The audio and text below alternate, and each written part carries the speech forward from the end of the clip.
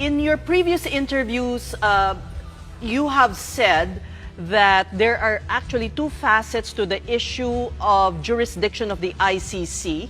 One is covering the alleged crimes against humanity, the period of the alleged crimes, and second, the surrender of the Philippine government to the ICC's jurisdiction of the former president. May you elaborate on this, Doctor, and also more on the second part, because the first, in the first instance, there is jurisprudence from the ICC and even from the Philippine Supreme Court. Well, I'm not sure that I fully understand the question, but from the point of the question of jurisdiction, despite the fact that the Philippines withdrew from the ICC Rome Statute, the withdrawal is only affecting what happens after the withdrawal becomes effective, which was a year after the deposit of the withdrawal instrument within the Secretary General of the UN. So for the ICC, the jurisprudence has been always clear that the ICC had jurisdiction over the crimes that were allegedly committed during the period when the state was a state party. So for the Philippines, during the period from 2011 to 2019. And during this period, crimes allegedly committed that may be considered as war crimes, crimes against humanity, or genocide would have been under the ICC jurisdiction.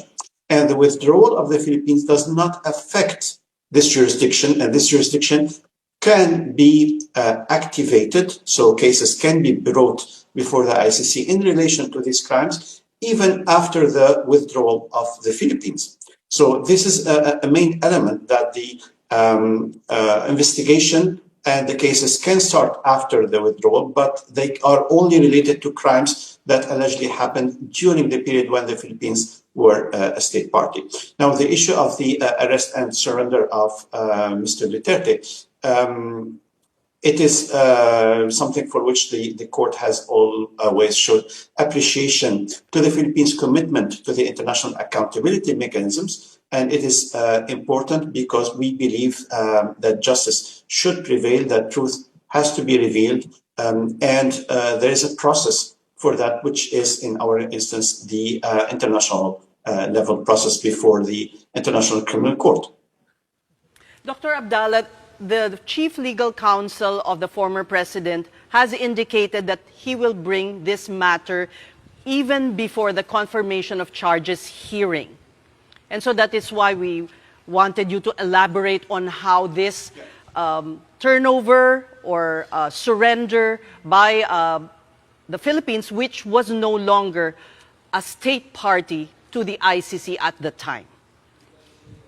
Well, I think the main element, as we had already indicated, is that the ICC has jurisdiction over the alleged crimes because they happened allegedly during the period when Philippines was a state party.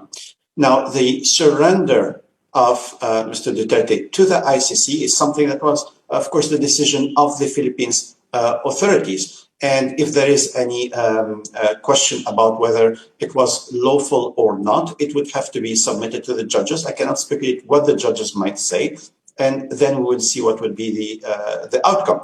But of course, even states that are not parties to the ICC Rome Statute, they can cooperate with the ICC on a voluntary basis. So the question is, I think, might be raised by the defense about the lawfulness of the arrest itself, but that has to be decided by the judges. I cannot speculate on it.